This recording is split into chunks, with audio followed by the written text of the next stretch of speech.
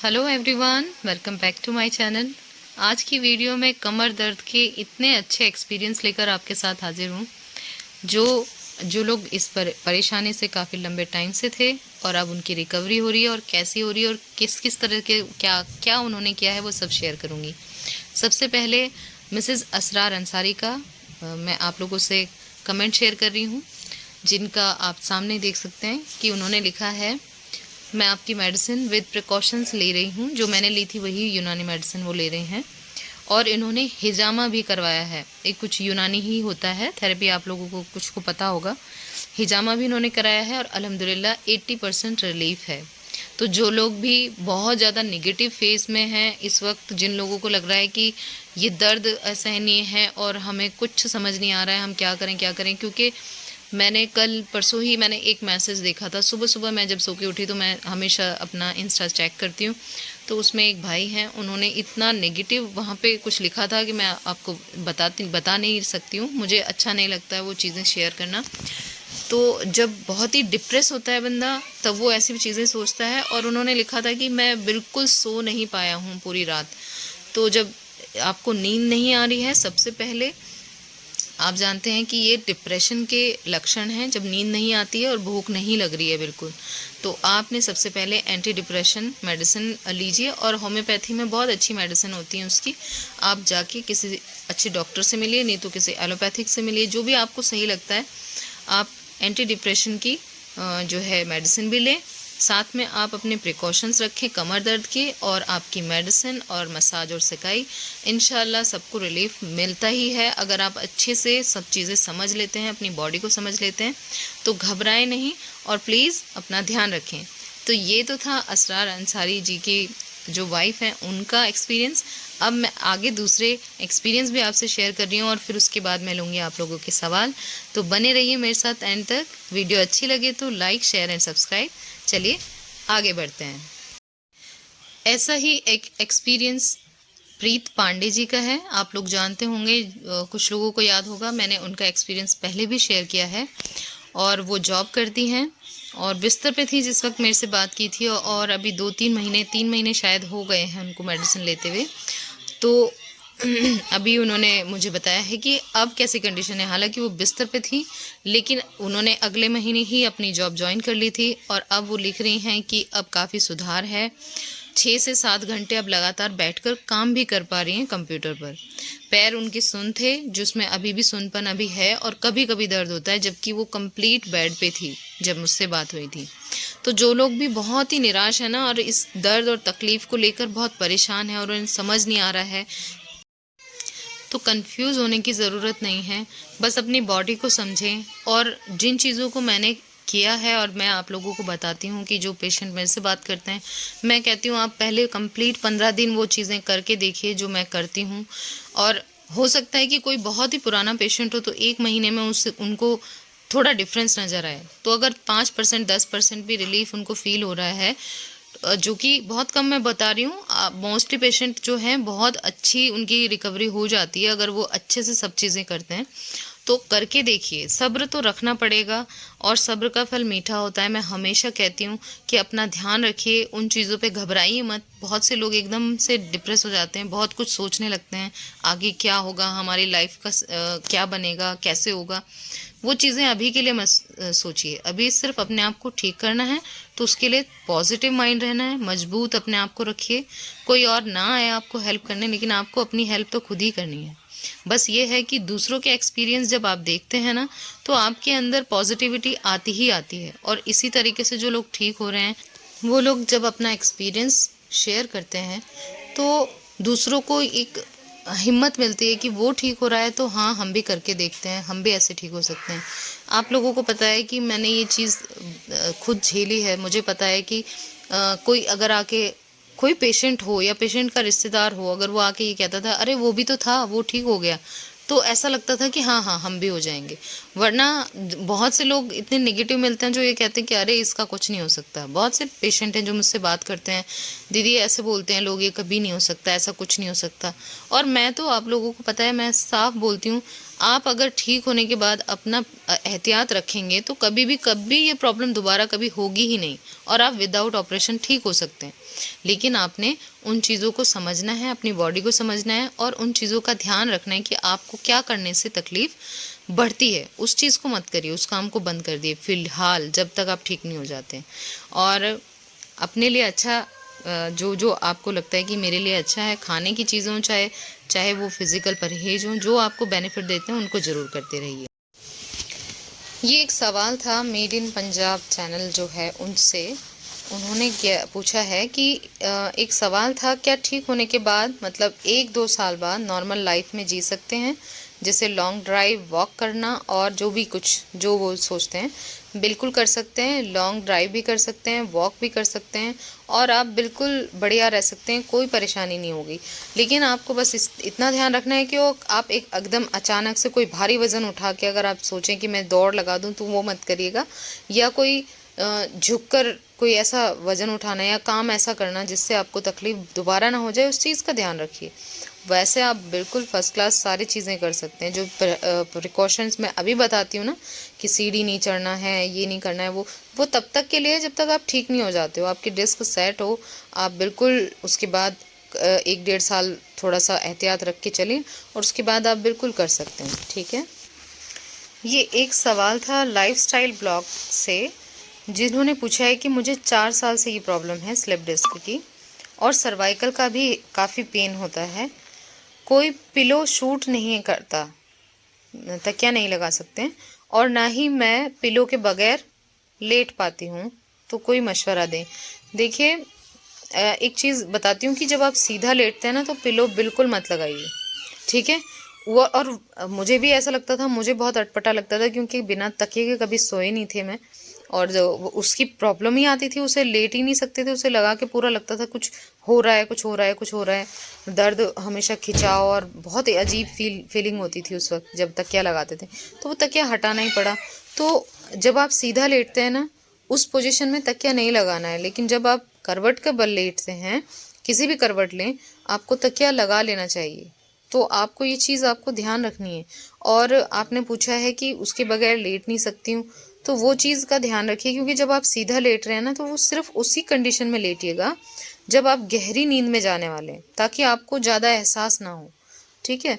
तो आप जब रिकवरी बहुत अच्छे से होती है जब सीधा लेटते हैं तो, और बहुत प्रॉब्लम होती है, यकीन मानिए मुझे बहुत प्रॉब्लम होती थी सीधा लेटने में। मुझे तो बहुत ही अजीब फीलिंग होती थी, क्योंकि मुझे लेटे हुए ऐसा लगता ही नहीं था कि मैं लेटी हूँ, अनकंफर्टेबल था बहुत ज़्यादा। लेकिन मैं लेटती उस वक्त थी कि मुझे नींद, मतलब गहरी नींद में आएगी, चाहे वो 1 घंटे की हो या आधे घंटे की, लेकिन मुझे उतनी देर सीधा लेटने को मिल जाएगा। एक चीज़ का ध्यान रखिए, आपको 4 साल से इतनी प्रॉब्लम है, तो आप प्लीज़ हो सके तो वो चीज़ें ट्राई करके देखिए जो मैंने की थी, या आप मुझे इंस्टाग्राम पर मैसेज करें, बात कर लूँगी मैं आपसे। आपको जो चीज़ें नहीं समझ आएंगी, बाकी चीज़ें मैंने ऑलरेडी बता रखी हैं, तो आप वीडियोस देख सकते हैं, डिस्क्रिप्शन में आपको चीज़ें मिल जाएंगी, वीडियोस के लिंक मिल जाएंगे, वो आप देख लें। और जो जहाँ पे आपको लगता है कि ये चीज़ मुझे समझ नहीं आ रही, उसके लिए आप मुझे इंस्टा पे मेरे से मैसेज करके बात कर सकते हैं। आप प्लीज़ करके ज़रूर देखें, क्योंकि कुछ चीज़ें हैं जो लगता है कि नहीं हो सकती हैं, पर वो हो जाएंगी। मेरे हिसाब से मैं समझाने की कोशिश कर रही हूँ, बाकी चीज़ें तो मैंने ऑलरेडी बता रखी हैं। जो प्रिकॉशंस मैंने बताए हैं, जो मैंने लाइफस्टाइल बताई है, उन चीज़ों को जब आप करके देखेंगे, तो आधे लोगों को तो उन्हीं से ही रिलीफ मिल जाता है 50% से ज़्यादा। तो इसलिए प्लीज़ वो चीज़ें करके देखिए। कुछ समझना है तो फिर वहाँ पे आप मुझे मैसेज करिएगा, या यहाँ पे भी मैसेज कर सकते हैं यूट्यूब में, जहाँ पे भी आपको लगता है कि कुछ और पूछना है, समझ नहीं आ रहा है, तो आप यहाँ पे मैसेज छोड़ दें, मैं हमेशा रिप्लाई करती हूँ। तो आप प्लीज़ करके ज़रूर देखिए। ठीक है। ये एक सवाल था, इन्होंने पूछा है कि मैम किस चीज़ पर लेटना चाहिए स्लिप डिस्क में। तो देखिए, हर इंसान का अलग अलग सुझाव रहता है कि ये करो, चारपाई, कोई कहता है चारपाई में लेटना अच्छा है, पर चारपाई में लेटना अच्छा नहीं है, बिलीव मी। बहुत से जगह पे आपने सुना होगा तख्त पे लेटिए, चादर मत बिछाइए, गद्दा मत बिछाइए, लेकिन ऐसा कुछ नहीं है। तख्त पे लेटना अच्छा है, मतलब आपका पोस्चर सीधा रहेगा, तख्त हो या बेड हो, लेकिन रुई का गद्दा रखिए आप, मोटा ना हो, पतला सही, लेकिन रुई का गद्दा रखिए, तकिए का जो मैंने बताया है कि वो सीधे लेटते हुए मत लगाइए, लेकिन करवट के बल जब लेटते हैं तो तकिया ज़रूर रखिए। और बाकी की चीज़ें वो आपकी प्रिकॉशंस हैं, वो आप फॉलो करिए। लेटने के लिए मैंने बता ही दिया है कि बेड पर या तख्त पर जो फ्लैट है या फिर फोल्डिंग होता है, जो प्लाई वाला फोल्डिंग होता है, जो जिसके लिए जो चीज़ अफोर्डेबल है वो चीज़ रखिए, लेकिन उस पर थोड़ा सा एक अच्छा सा गद्दा रुई का हो, रुई का ही, डल्लफ या फॉर्म का नहीं। आप सोचेंगे कितना सॉफ्ट होगा उतना अच्छा है, नहीं नहीं, आपके लिए रुई का गद्दा बेस्ट है। और बस चारपाई छोड़ के बाकी चीज़ें जो मैंने बताई उनको यूज़। अब आप लोगों से एक और पॉजिटिव कमेंट शेयर कर रही हूँ जो मोहसिन वधारिया जी का है, जिन्होंने कहा है कि कमर दर्द से डरने की ज़रूरत नहीं है, बस आप हिम्मत रखिए। और मुझे 7 साल से था, 4 महीने से मैं बेड पे था, मतलब 7 साल से इनको स्लिप डिस्क थी और 4 साल से ये लोग बिस्तर पे थे। मेरा पाँव का पंजा पूरा सुन हो गया था, इनका पाँव का पंजा सुन हो गया था और मसल्स पूरे वीक हो गए थे। जैसे मैं बताती हूँ आप लोगों को कि होता ही ऐसा। उसके बाद इन्होंने कहा है राजकोट से दवा ली मैंने, अल्लाह के करम से 15 दिन में खड़ा हो गया। दवा 20 दिन के दिए थे वैद्य ने। 5 दिन के बाद बेक थे, पता नहीं क्या क्या लिखा है, बोला मुझे आप कुर्सी पे नमाज मत पढ़ो, कुर्सी छोड़ दो। दर्द हुआ 3 दिन तक खतरनाक, फिर कम हो गया अल्लाह के करम से। ये मोहसिन वधारिया जी का कमेंट था। मुझे लगा आप लोगों को शेयर करती हूँ क्योंकि मैं ये मान के चलती हूँ कि किसी को कहीं से भी रिलीफ आ सकता है और कभी भी रिलीफ आ सकता है। 7 साल से उनको स्लिप डिस्क का दर्द था। और देखिए हर किसी का ट्रीटमेंट अलग होता है, पर वो आप पे कितना काम कर रहा है, आपको इस चीज़ का बस मेन चीज़ है कि आराम आना चाहिए। जब आप किसी से ट्रीटमेंट लेते हैं तो प्रॉपर वो चीज़ करके ज़रूर देखिए जो कोई बता रहा है। लेकिन अगर आपको वो रिलीफ नहीं देती है, 1 या 2 महीने से ज़्यादा मत करिए। अगर रिलीफ नहीं आ रहा है तो फिर चेंज कर लें। पर यही है कि जिसको लगता है ना कि अरे कुछ नहीं हो सकता, अभी ये 7 साल से तो ट्राई कर ही रहे थे ना, और इनको रिलीफ आया है, ऊपर वाले का शुक्र है, जैसे भी आया हो। बस ये है कि सबका शरीर अलग है, आप लोगों को भी समझना पड़ेगा और घबराना नहीं है। मैं हमेशा कहती हूँ होपफुल रहिए, उम्मीद रखिए, ऊपर वाले से दुआ कीजिए अपने लिए, दूसरों के लिए भी करिए कि कब कहाँ से किसको शिफा हो जाए। तो ये था मोहसिन जी का एक्सपीरियंस जो मैंने आप लोगों से शेयर किया है। वो अपना ध्यान रखिएगा मोहसिन जी, क्योंकि जब आपको रिलीफ आता है तब उसी वक्त से कुछ चीज़ें एकदम मत शुरू कर दीजिए। अपना एहतियात से चलिए ताकि वो जो आपको रिलीफ आया है वो एकदम परमानेंट रिलीफ में तब्दील हो। शेयर करने के लिए शुक्रिया। ये एक मैसेज था नीतल राठौर जी का, जिन्होंने पूछा है कि मुझे गर्दन में प्रॉब्लम है, नस दबी है, कई डॉक्टर को बताया, दवाई देते हैं और कहते हैं ठीक हो जाएगा, लेकिन मैं रात को सो भी नहीं पाती हूँ और गर्दन झुकाकर कोई काम नहीं होता है, प्लीज़ मुझे रास्ता बताएं। देखिए झुकाकर, अगर आप गर्दन को झुकाकर कोई काम करना चाहती हैं तो फ़िलहाल तो बिल्कुल ना करें। जितना हो सके गर्दन को सीधा रखें, कम से कम खड़े होके काम करें, जितना हो सके रेस्ट करिए। और बेहतर होगा कि उन चीज़ों को अप्लाई करके देखिए जो मैंने की हैं। मेडिसिन जो मैंने ली थी वो ज़रूर ट्राई करके देखें, साथ में मसाज या सिकाई जो मैंने बता रखी है वो ज़रूर गर्दन के पीछे करें हल्के हाथ से और सिकाई करिए। और कुछ चीज़ें जो प्रिकॉशंस मैंने कमर के लिए बताए हैं, यानी कि नीचे झुकना, वज़न उठाना और चेयर से नीचे बैठना, वो बिल्कुल बंद करिए। वजह यही है कि मुझे लगता है कि चाहे गर्दन में दिक्कत हो, चाहे कुछ भी हो, सारी रीढ़ की हड्डी एक दूसरे से जुड़ी हुई हैं हड्डियाँ, तो वो आपको उस चीज़ में आराम देंगी, आपको ये बेनिफिट आप अपने आप ही आपको दिखने लगेगा। ठीक है, अगर किसी को मेडिसिन नहीं मिलती है तो प्लीज़ आप मुझे इंस्टाग्राम पर मैसेज करिए, मैं वहीं से आपको वो प्रोवाइड करा सकती हूँ। आप जो लोग भी मुझसे पूछते हैं कि कहाँ है, कहाँ मिलेगी, कहाँ मिलेंगी, तो या तो पंसारी की शॉप पे पता करिए, अदरवाइज़ नहीं मिलती है तो आप मुझे इंस्टाग्राम पर मैसेज करिए, तब मैं आपको प्रोवाइड करा सकती हूँ। बाकी की प्रिकॉशंस नीतल जी जो मैंने बताए हैं, लाइफस्टाइल जो मैंने बताई हैं वो ऑलरेडी शेयर की हैं, चाहे वो लंबर के लिए हैं, वो सर्वाइकल के लिए भी हैं। तकिया बिल्कुल मत लगाइए, और करवट के बल लेटते हैं तो तकिया लगाइए। उठने बैठने का थोड़ा सा एहतियात रखना होता है, आप लेफ़्ट साइड करवट लें, दोनों हथेलियों को टिका के बेड से उठें। बिस्तर आपका बिल्कुल रुई का गद्दा होना चाहिए, उसके अलावा कोई और गद्दे, बहुत से लोग हैं कि हम लोग डल्लफ के ऊपर डाल के सो जाते हैं, वो भी मत करिए। रुई का गद्दा सिंपल आपके बेड पे होना चाहिए और उस पे सोइए। सीढ़ियाँ मत चढ़िए उतरिए, आगे गर्दन झुका के काम अभी बिल्कुल मत करिए। सिर आगे की तरफ करके बिल्कुल वॉश मत करिए, पीछे की तरफ करिए। थोड़ा ऊंचाई पे यानी कि 1 फीट के स्टूल पे बैठ के नहाइए। तो मोस्टली जो चीज़ें हैं मैंने बताई हैं थोड़ी थोड़ी, और बाकी चीज़ें आपको वीडियोस में मिलेंगी मेरी, और वो लिंक मैंने डिस्क्रिप्शन में दिए हैं, वहाँ से जाके देख लें। कुछ नहीं समझ आता है तो मुझे इंस्टाग्राम पर मैसेज करिए, मेरी आईडी आपको डिस्क्रिप्शन में मिल जाएगी।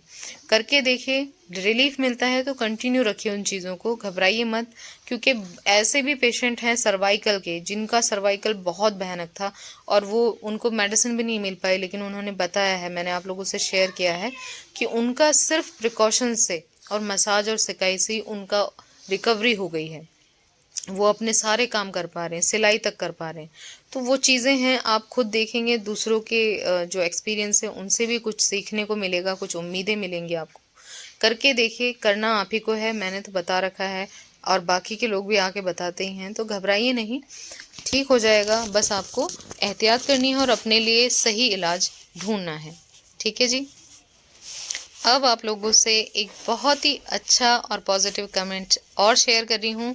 लेट्स डू अनबॉक्सिंग ये चैनल है, जिन्होंने लिखा है कि थर्सडे को मेरे बेबी गर्ल हुई है, नॉर्मल डिलीवरी हुई है। मैं पिछले 2 साल से स्पाइन में L3 और L4 से दिक्कत थी, यानी स्लिप डिस्क थी वहाँ पे, बट भगवान की मेहरबानी से सब ठीक है। Congratulation dear. अपना और अपने बच्चे का पूरा ख्याल रखिए, एहतियात रखिए। आपने जो एक्सपीरियंस अपना शेयर किया है उससे उन लोगों को, जिन लोगों के मुझे हमेशा मैसेज और कमेंट आते हैं कि मैम क्या होगा, कैसे होगा, उनको थोड़ी हिम्मत मिलेगी। क्योंकि एक के एक्सपीरियंस काफ़ी नहीं है ना और जितने हो सके उतना अच्छा है। तो देखिए, उनको नॉर्मल डिलीवरी हुई है और उनको स्लिप डिस्क की ही प्रॉब्लम थी। तो जिनको ये लगता है कि ये पॉसिबल नहीं है, ऐसा इसमें प्रॉब्लम आएगी, ऐसा कुछ नहीं होता है। बस थोड़ा वेट करिए, एकदम मत भागने दौड़ने लगिए, क्योंकि हम बहुत ही पॉजिटिव होते हैं, या ये समझिए कि हम डिफेंसिव मोड में ज़्यादा रहते हैं कि हमें या किसी को कुछ होना नहीं चाहिए, तो हम बहुत भाग दौड़ करते हैं और इसीलिए हम नुकसान भी उठा लेते हैं। तो आपने ध्यान रखना है कि जब आपको अगर डिलीवरी का टाइम नज़दीक आ रहा है तो नेचुरल पेन आने का आप वेट करिए और उसके बाद ही डॉक्टर से, और अपनी तकलीफ भी बिल्कुल खुल के बताइए, अपनी दिक्कत बताइए और कहिए उन्हें कि भाई हम ऑपरेशन वाली कंडीशन में जाना ही नहीं चाहते हैं, तो प्लीज़ हमारा उसी तरीके से ट्रीटमेंट लेके चलें, हमें उसी तरीके से सुझाव दें क्या करना है क्या नहीं। और अपना वैसे आप नॉर्मल जिस तरह से हम लोग रहते हैं, सिर्फ कमर की दिक्कत वाले जिनको है उनको कमर की जो प्रिकॉशंस है वो रख के चलना है, बाकी कोई प्रॉब्लम नहीं आती है। चलिए, आपने शेयर किया अपना एक्सपीरियंस, उसके लिए भी शुक्रिया। बस अपना ख्याल रखिए और अपने जो आपने किया है पिछले 9 महीने में, उस चीज़ के बारे में भी थोड़ा सा डिटेल में बताइएगा, ताकि जो अभी प्रेग्नेंट लेडीज़ हैं जो स्लिप डिस्क से जूझ रही हैं उनको थोड़ा सा और गाइडेंस मिल सके। शुक्रिया।